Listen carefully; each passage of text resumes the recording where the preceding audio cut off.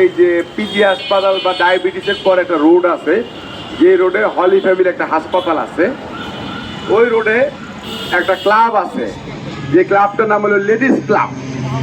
এই লেডিস ক্লাবে মেজর তালিমের খালতো বোনের বিয়ে হইতেছিল এবং মেজর তালিমের উদ্যোগ নিয়ে তার এক বন্ধুর সাথে তার খালতো বোনের বিয়ে দিতেছিল এবং বিয়ে যার সাথে হচ্ছিল সেও মেজর তালিমের বন্ধু।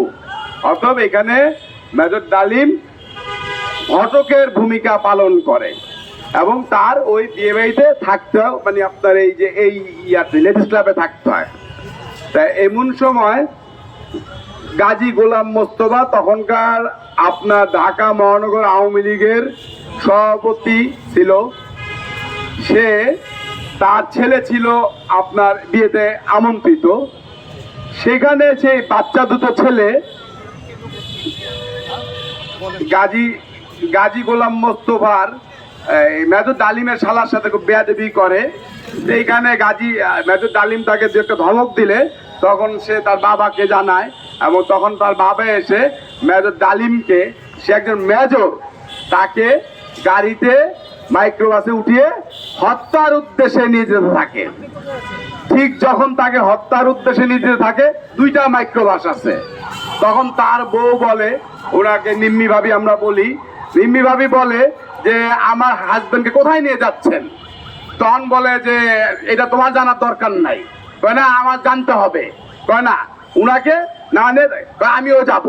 তখন তাকে জোর করে গেলে তখন ঠিক আছে তুমি পিছের মাইক্রোবাসে উঠো। তখন সে পিছনের মাইক্রোবাসে উঠে এবং পিছনের মাইক্রোবাসে উঠার কারণে দুইটা গাড়ি রওনা দেয় যতটুকু সম্ভব মেজর তালিমকে হত্যা করার উদ্দেশ্যে। তখন গাজী গোলাম মোস্তফা অপহরণ করে, মূল বিষয়টা এখানে।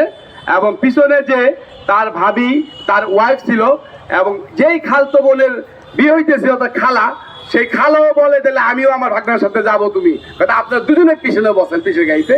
এই পিছনে যে মাইক্রোবাসে বসা ছিল সেখানে তাদের সাথে শ্লীলতা হানি করা হয় এবং সামনে মেজর তালিমকে বিভিন্ন রকমের অপমান লাঞ্ছিত করা হয়, কিল ঘুষি মারা হয়। ইন দি মেন টাইম বুঝতে পারছে তাকে মেরে ফেলবে। এই সময় তার এক আত্মীয় সাম এসপি কে ফোন দেয়, সে শেখ মুজিবের কাছে বলে যে ঘটনা।